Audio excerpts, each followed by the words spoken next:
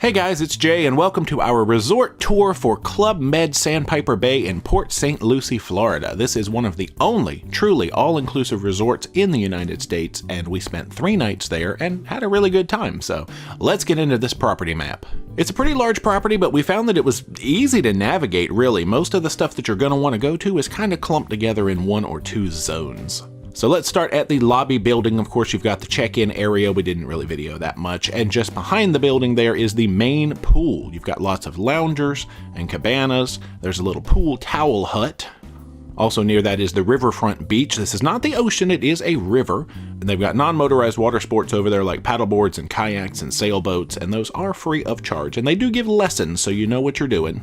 There is a big restaurant building, which is where you will find the Marketplace Buffet for breakfast, lunch, and dinner. Lots of stations in there, and of course, since we were there during the coronial times, they were doing just sort of pre-plated grab-and-go things. Nice big drink station and coffee machine.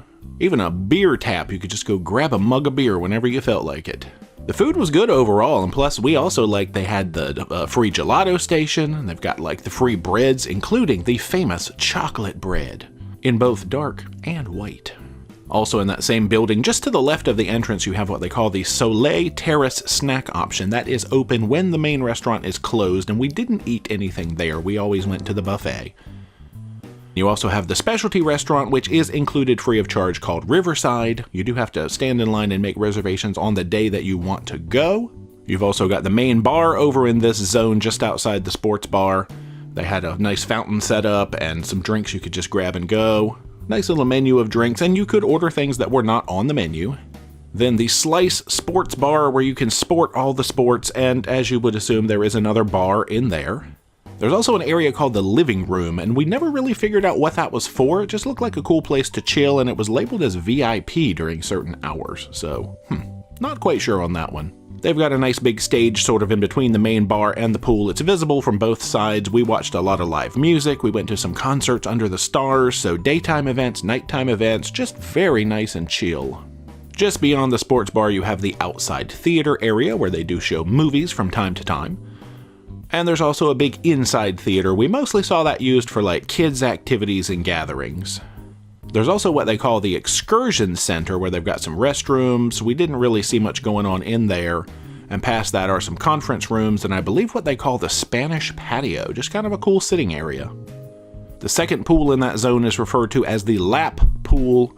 That is over near the youth activity area, which is where they do have ping pong and an art center. On the back side of that building is the golf academy. They've got putting ranges, driving ranges, and they do, classes and things like that. I assume those are pay that you would sign up for. And there's a baby pool, a kids splash area, and a whole sports zone, including the trapeze.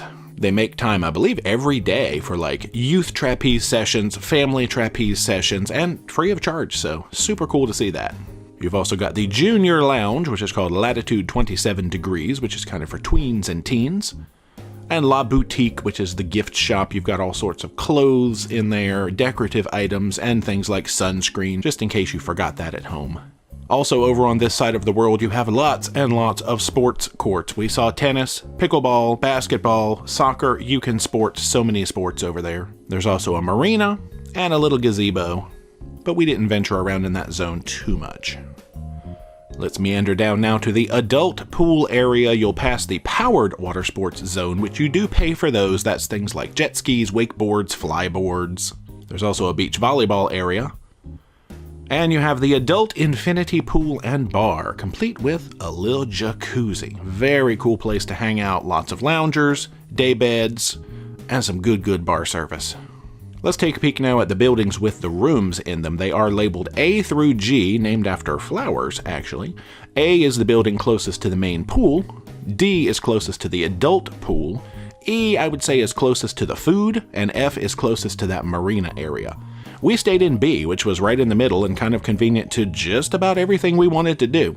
And right over there near building B is the gym, the cardio studio, and the spa.